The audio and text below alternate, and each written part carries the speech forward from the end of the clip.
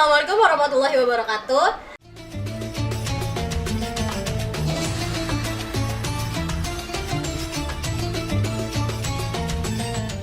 Apa kabar sahabat Flangers Hijrah? Semoga selalu dalam keadaan baik dan sehat, bahagia selalu. And welcome back to the Flangers Hijrah Podcast. Untuk episode yang lalu, kita sudah membahas lembaga masyarakat, itu LMK, yang berhubungan langsung dengan kelurahan. Jadi LMK ini sebagai jembatan dari kelurahan ke wilayah rukun warga atau RW. Nah, untuk episode hari ini kita akan ngebahas tentang orang-orang atau pihak-pihak yang selalu ribet kalau di daerah rukun warga ini ada acara. Udah bisa ketebak belum siapa? Pasti udah ketebak. Itu dia, selamat datang untuk Ketua PKK RW 07 sekaligus Ibu RW kita, Bunda Lelaika. Apa kabar, Bun? Alhamdulillah baik. Bismillahirrahmanirrahim. Assalamualaikum warahmatullahi wabarakatuh. Waalaikumsalam warahmatullahi wabarakatuh. Bun, akhir-akhir ini kegiatan lagi ada apa aja? Kegiatan sejauh ini seperti biasa. Oh ya, pada malam hari ini aku di sini nggak sendirian loh. Sebenarnya aku bawa tim hore di belakang. Jadi ada teman-teman di belakang yang akan membantu mensupport. Alhamdulillah kegiatannya sama seperti hari-hari. Kalau hari Senin sampai Jumat, jadi dari pagi sampai sore ada di kantor. Oke, wanita karir gitu ya. Iya, seperti itu kurang lebih. Ngurus anak, ngurus rumah, sama seperti ibu-ibu yang lainnya sebenarnya. Tapi mungkin ada tugas sampingan yang sedang masih dijalankan amanahnya. Jadi kalau untuk kepengurusan ya aku sesuai sama jadwal aja. Kalau misalnya ada jadwal untuk malam ini ada pertemuan atau ada rapat, ayo, atau ada arisan PKK baru, atau mungkin ada kegiatan Jumantik, karena kan di lingkungan kita ini kalau misalnya ketua PKK ataupun Bu RW-nya itu mungkin kalau di lingkungan kita ini aku ngebahas seputar yang kita jalani di lingkungan. Mungkin kan setiap lingkungan berbeda-beda. Yang ada di lingkungan yang kita jalani saat ini itu ketua PKK atau sekaligus Bu RW-nya itu membawahi yang ada organisasi atau elemen-elemen yang ada di lingkungan, baik itu di PKK, di Posyandu, di Jumantik, maupun di Dasawisma. Walaupun di Dasawisma itu memiliki koordinator sendiri, tapi tugasnya ketua PKK itu mengetahui. Jadi apa nanti di Dasawisma lagi ada tugas untuk input data warga atau yang lain sebagainya, dan itu kan melalui aplikasi semua ya saat ini berjalannya. Itu Nur. Ya, Bun, kita langsung aja ya. Ya. Tadi kan Bunda ada mention kata-kata Ketua PKK sekaligus Ibu RW, Ya. gitu kan? Okay. Nah, kita langsung ke pertanyaan pertama aja. Sebenarnya PKK itu apa sih, Bun? Maksudnya ada kaitannya nggak sih sama Ketua RW? Apakah misalnya Ketua PKK itu harus istrinya Pak RW atau bisa dari yaudah kita pilih aja nih siapa yang mau jadi Ketua PKK kayak gitu? Mungkin kalau PKK itu kan berjenjang ya, dari tingkat atas sampai tingkat bawah. Kita kan ada di elemen yang di bawahnya. Jadi kalau dari tingkat atas itu dari camat ketua PKK-nya Bu Camat, dari kelurahan ketua PKK-nya Bu Lurah. Jadi secara berjenjang mungkin secara otomatis sudah langsung istri dari RW atau pejabat tersebut, pimpinan tersebut. Secara global PKK itu mungkin kepanjangannya PKK itu pemberdayaan dan kesejahteraan keluarga. Secara global PKK itu punya 10 program PKK. Kalau untuk 10 program PKK ini, kita dari 10 program ini kita dibagi lagi ada Pokja 1 sampai Pokja 4. Di mana kalau 10 program PKK ini salah satunya itu pemberdayaan dan pengalaman Pancasila, ada gotong royong, ada pangan, sandang, ada perumahan dan tata laksana rumah tangga. Kalau untuk ini aku boleh ya sedikit agak membaca, Boleh. jadi biar penyampaiannya juga nanti ke penonton atau siapapun yang melihat ini bisa ada informasi yang lebih baik. Ada pendidikan dan keterampilan, kesehatan, pengembangan kehidupan berkoperasi, kemudian kelestarian lingkungan hidup dan perencanaan sehat itu. Oke. Berarti lebih kurangnya PKK itu sebenarnya lebih tradisi ya, lebih ke tradisi. Ibu PKK itu harus istri dari pejabat yang menjabat gitu ya, lebih kayak gitu. Ya, mungkin kalau secara misalnya tradisi.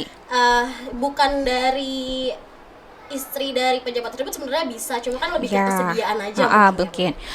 Mungkin kalau misalnya Pak RW ini ada Bu RW-nya nih. Nah, kan ketua PKK sebetulnya beda lagi. Kalau misalnya si istri dari RW ini, oh aku tidak bisa untuk melaksanakan tugas ini, boleh. Aku rasa sih nggak ada masalah.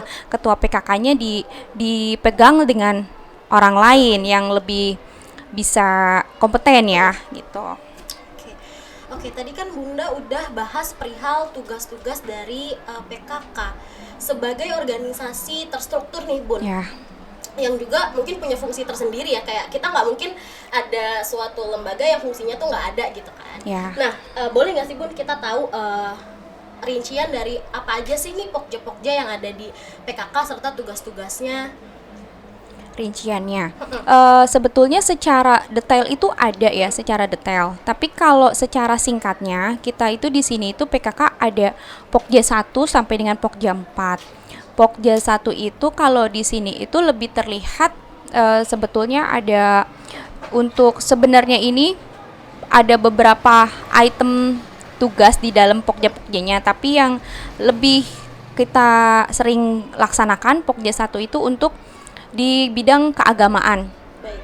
Pokja 2 itu di bidang pendidikan dan keterampilan di Pokja 2. Pokja 3 di sandang, pangan atau tanaman. Jadi kayak misalnya kita punya taman di depan itu, kita kan nggak punya lahan banyak, tamannya segitu, itu di bawah Pokja 3. Sedangkan Pokja 4 itu untuk di kesehatan. Jadi posyandu, baik itu posyandu balita atau lansia, itu di bawah Pokja 4. Masing-masing Pokja itu punya ketua masing-masing. Oke. Ada ketuanya masing-masing dan ada anggotanya masing-masing. Oke. Sebagai kita sama-sama ibaratnya orang yang ada di organisasi masyarakat ya. Oke. Pasti ada naik turun dalam keanggotaan itu pasti ada, keaktifan itu pasti ada. Jujur dong Bun, masih ada nggak sih Pokjanya? Masih ada, alhamdulillah Ada berapa sejauh yang ini aktif? masih ada. Tapi jujur li kalau di sini itu di lingkungan ini mungkin dari Bu RW yang sebelumnya, aku nih mungkin salah satu Bu RW yang paling muda yang tiba terpilih menjadi Bu PKK RW, gitu ya? ketua PKK gitu. Dari alhamdulillah nih dari Pokja 1 Pokja 4 itu masih aktif sejauh ini. Jadi kita setiap bulan itu ada acara rutin pengajian di kelurahan atau apa, kita selalu hadir kok, dan kita pasti akan kebagian pengajian itu, misalnya pelaksana RW 7. Nah, itu akan lebih aktif di Pokja 1 yang akan bergerak.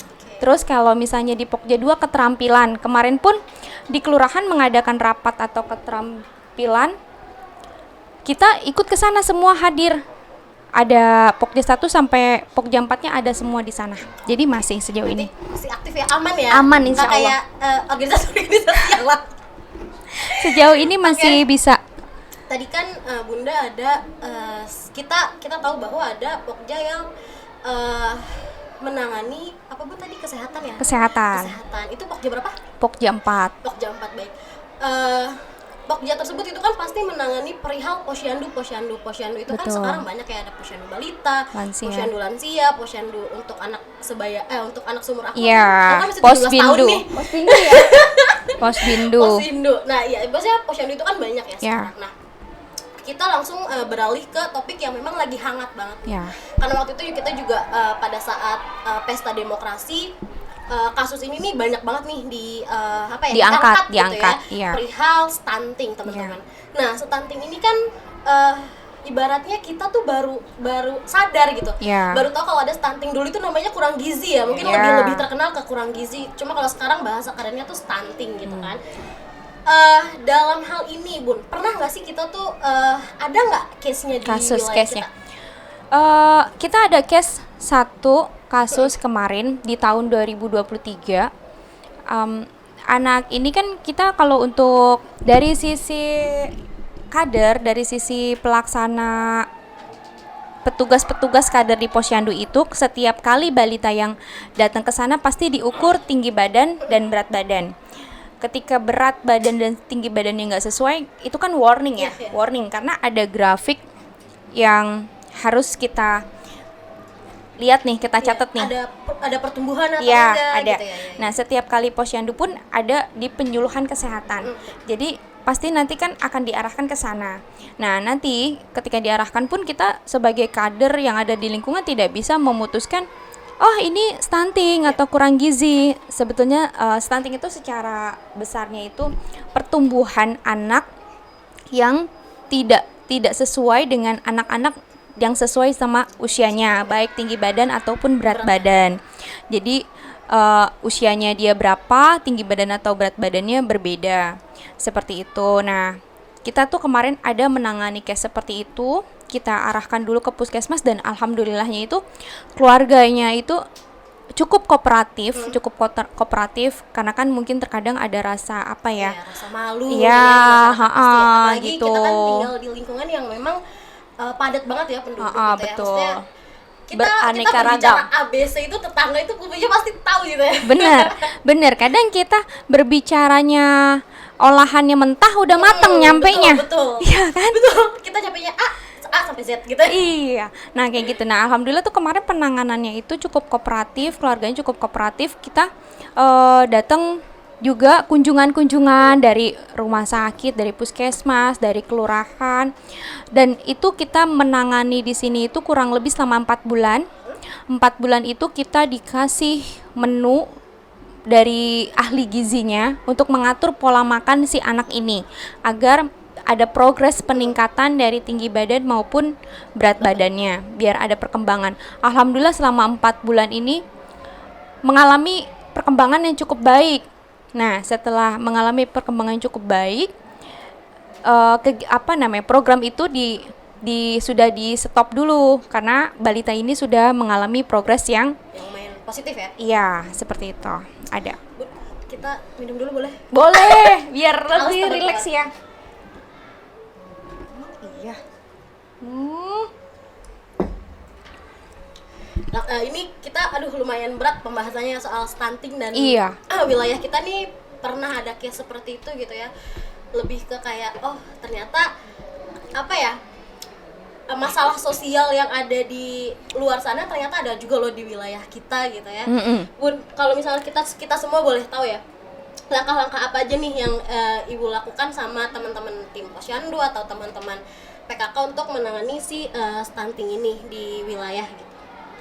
Langkah-langkahnya yang pertama, yang tadi itu, si orang tua yang punya balita harus rajin dulu kan kita jalan ke, setiap kali kita ada posyandu pasti kan kita di woro-woro nih, baik itu di grup ataupun di masjid, kita akan bantu woro-woro untuk warga datang ke posyandu. Nah, setelah itu ketika ada keputusan nih pemeriksaan lebih lanjut, kita melakukan pendekatan dong sama si orang tua balita yang mengalami hal seperti itu. Nah, setelah itu orang tuanya ini ikuti aturan atau alur yang sudah disarankan dari pihak dokter, puskesmas. Nah, kita juga mengikuti dari sisi puskesmasnya. Bu, ini diatur pola makannya seperti ini, susunya, sampai kemarin itu minyaknya pun diganti minyaknya. Kayak kita misalnya minyak gorengnya apa, dia harus minyak gorengnya beda, yang kalorinya tinggi, yang bisa menambah berat badannya. Nah, untuk perihal tadi ya, susunya harus ini, makanannya harus ini, bla bla bla gitu kan. apakah itu semua ditanggung oleh pemerintah atau gimana? Apakah ya sudah kita hanya dikasih penyuluhan aja nih Bu, kita susunya hanya ini, makanannya hanya ini, tapi ya udah Ibu beli aja sendiri gitu. Karena kan balik lagi anak-anak stunting itu pasti latar belakangnya dari dari orang-orang yang memang kurang mampu gitu ya Bun ya. Jadi apakah itu dibebankan ke keluarga atau memang ada tanggungan sih dari pemerintah? Alhamdulillah kemarin pada saat melaksanakan tahun 2023 di cover sama kelurahan. Tapi kalau misalnya ada hal-hal yang sedikit kurang-kurang, ya udah itu di internal kita aja, di lingkungan. Di lingkungan.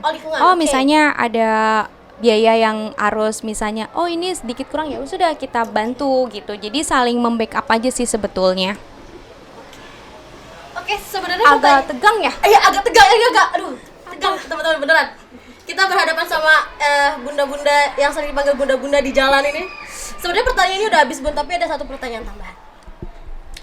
Bunda masih tertarik nggak sih jadi ketua PKK? Misalnya nanti ya, ini kita andai kata. Ini andai kata.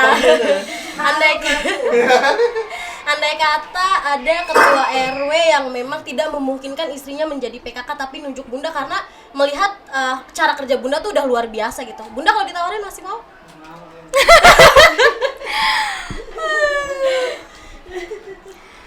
Pertanyaannya tuh agak sedikit sensitif. Iya.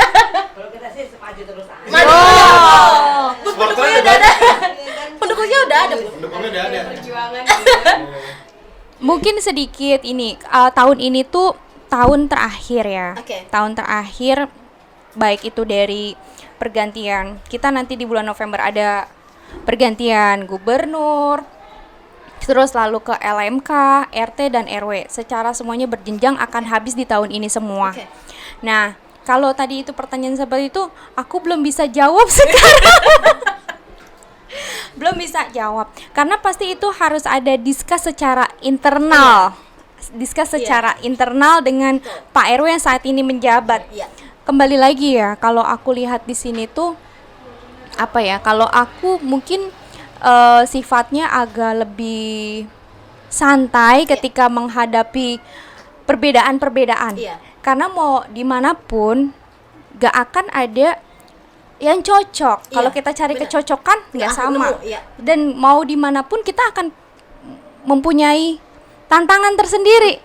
Oh, kesulitannya di sini seperti ini, di sini seperti ini. Jadi kalau kita mau menyamaratakan semua harus satu kepala ya sama kita, nggak akan bisa seperti itu dari jenjang atas sampai ke bawah.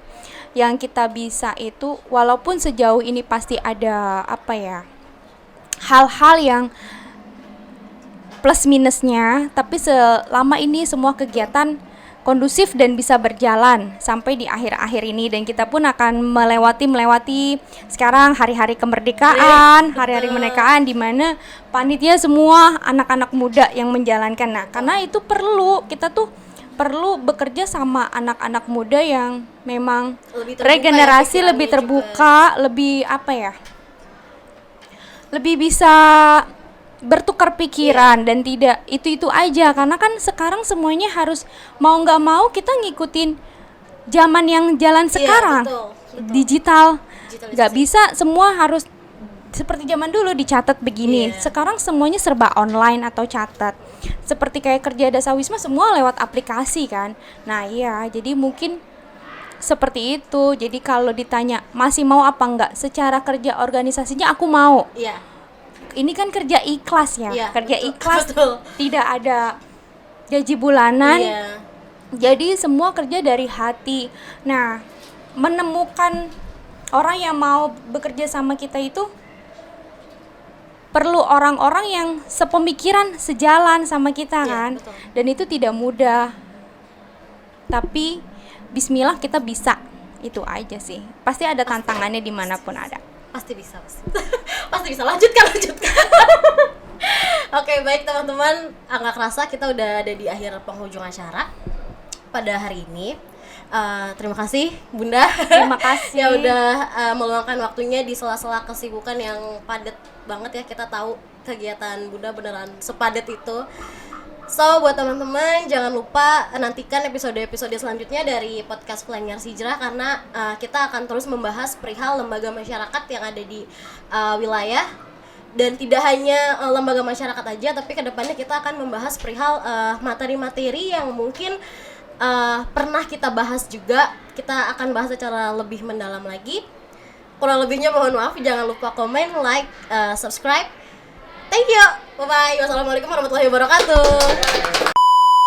Jelek ya? Ah, Aci deh. Aci.